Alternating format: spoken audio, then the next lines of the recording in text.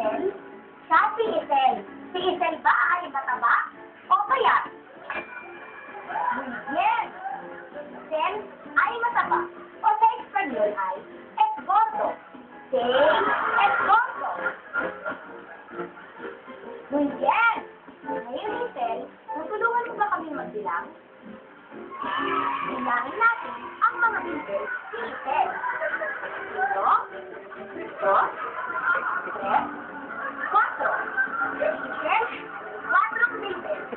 Apat na bilbil. Tutulungan mo ba kami magbilang? Gusto niyo bang tulungan niya tayo magbilang? Miguel, tutulungan niya tayo magbilang ng mga split and split. Pagkikira lang natin. May isang split and split. Ano pangalan mo? Si bakit po ba ay payat o mataba? Muy bien, payat. O sa Espanyol, delgado.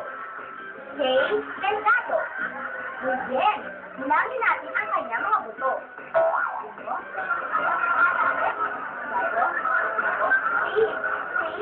Sa isang buto ni ate. Si ate Nilda ba ay mataba o payat?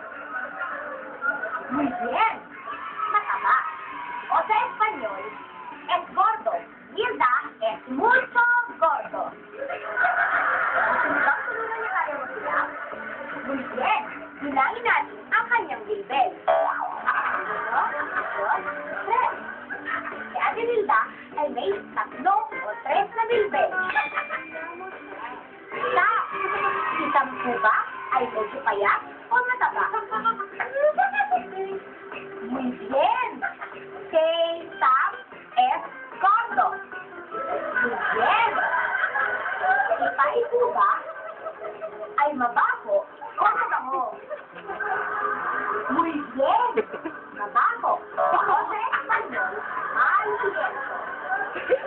Pai es maliolento. Muy bien. Alam niyo po ba kung sino mapapanood si Roray? Muy bien. Hawang maniyo.